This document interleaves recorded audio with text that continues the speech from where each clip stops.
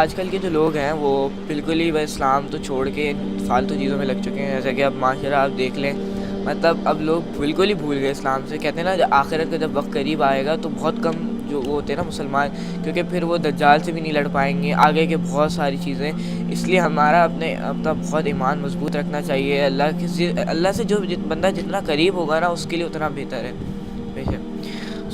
मैंने कुछ सवालात लिखे थे और इस सवालात के जवाब हम आपको इसी वीडियो में इंशाल्लाह बताएंगे।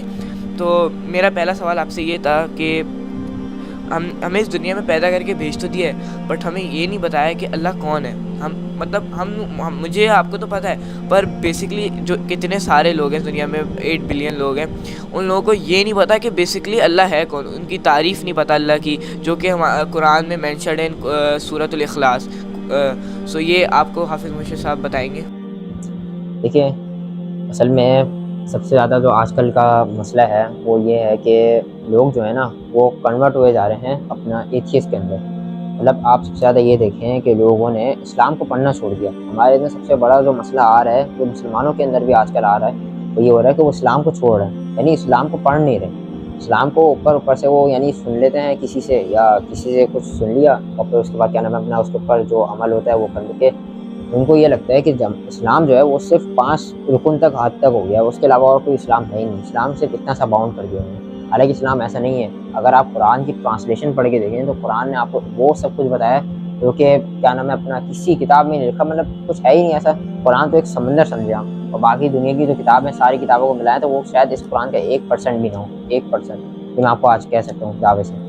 इसी की एक चीज़ भी ये है कि आजकल के जो साइंसदान हैं और वो हैं, वो सारे जो भी ये चीज़ें रिसर्च जो कर रहे हैं वो कुरान से कर रहे कि हैं। उनकी रिसर्च कुरान से हो रही है। आप खुद अंदाज़ा लगाएं कि उनकी रिसर्च कुरान से हो रही है, नॉन मुस्लिम्स की। लेकिन हम मुस्लिम्स, हमारा हमारा कुरान से मतलब ऐसा है कि यार बस वो पढ़ लिया, औज़ु बिल्लाह, रमज़ान आया तो हाँ, रमज़ान आया तो हम एक कुरान पढ़ते हैं और बस ये ख़त्म, चलो भाई अब अगले रमज़ान हम ये कुरान पढ़ें। और हम कुरान पढ़ते भी सिर्फ ट्रांसलेशन हम खोलते ही नहीं है।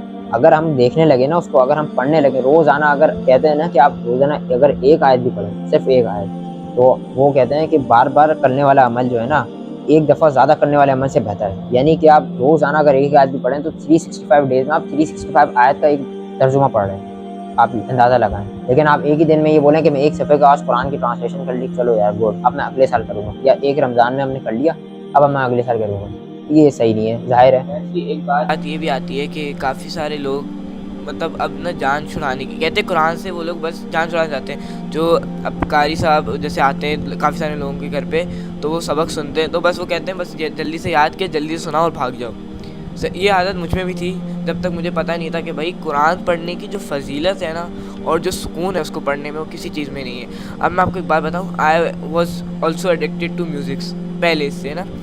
मुझे कभी पता ही नहीं चला कि गाने जो है वो कितनी नुकसानदेह चीज़ है। कहते हैं गाने जो है वो गुनाहों की चाबी है, और अगर आप कुरान इसकी जगह पढ़ें तो आपके दिल को इतना सुकून मिलेगा, और आपका दिल मतलब बुराइयों से पाक हो जाएगा और इन सब चीज़ों से पाक हो जाएगा, और अल्लाह भी आपके साथ रहेगा। मतलब आप देख रहे हैं कि ये जो की है ना वो म्यूज़िक है।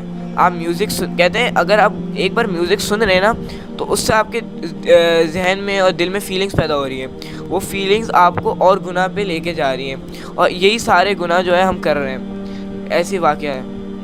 हाँ, आपने बिल्कुल सही कहा कि कुरान को पढ़ने से दिल का सुकून है, क्योंकि अल्लाह ताला ने ये बोला है कि हमने जो दिल का सुकून रखा है वो सिर्फ़ और सिर्फ़ अपने क्या नाम है अपने ज़िक्र में रखा है। यानी अल्लाह का ज़िक्र करेंगे तो आपको दिल का सुकून मिलेगा। लेकिन हमें अक्सरियत ये चीज़ फ़ेस करने को मिलती है, वो बहुत से अक्सरियत नौजवानों में यानी टीनेजर्स में हमें आ रही है, या बड़े लोगों में भी आती है। वो ये है कि यार कुरान पढ़ रहे हैं, हम पढ़ रहे हैं कुरान, लेकिन क्या नाम है अपना बस समझ नहीं आ रहा। नॉर्मली ये कुरान पढ़ा वो मतलब कोई ख़ास पता नहीं चल रहा। ऐसी है ना कि हम तो अरबिक में पढ़ रहे हैं ना कुरान। लेकिन देखें कुरान को ना सारी बात यही बात है, एक पॉइंट ये हो गया कि आप अरबी में पढ़ रहे हैं, लेकिन इसका मसला ये नहीं है।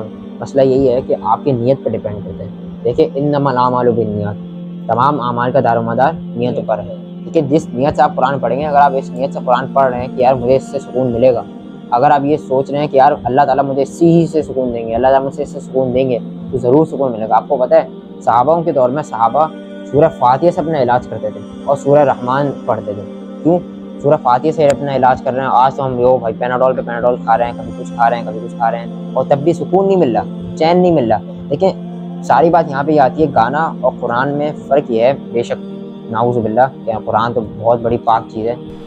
गाने और कुरान का तो मसला ये है कि एक जगह रिवायत है कि गाना जो है ना वो शैतान का कुरान है, यानी कि इस तरीके से कि आप कुरान सुनते हैं बार बार तो आप कुरान की तरफ माइल होते हैं, यानी कि आप इस्लाम की चीज़ों को पढ़ते हैं, आप बोलते हैं यार हाँ अल्लाह ताला ने हमें क्या क्या फंडामेंटल्स बताया, हमें क्या क्या हमारे ऊपर कमांड्स हैं अल्लाह ताला की, हमें क्या पूरी करनी है। और इसी तरह जो गाना है ना, गाना जो है वो आपको आपके दिल को सख्त कर देता है बिल्कुल, यानी कि एक कहते हैं कि वो ज़िना की चाबी है, एक हदीस में आता है कि गाना जो है वो ज़िना की चाबी है। आप ये देखें कि सारे गुनाहों की जड़ जो है फसाद है वो गाना है। और आजकल अब तो, पहले तो गाना इतना आम नहीं होता था, अब तो लोग बाकायदा कॉन्सर्ट्स में जाते हैं सिर्फ गाने सुनने। मतलब कॉन्सर्ट्स में जा रहे हैं यार, मतलब ये हालात हैं। मतलब कह रहे क़यामत कितनी करीब है, कोई कुछ भी नहीं पता कब आ जाए। और इस साल भी 10 मुहर्रम का दिन जुम्मे के दिन है।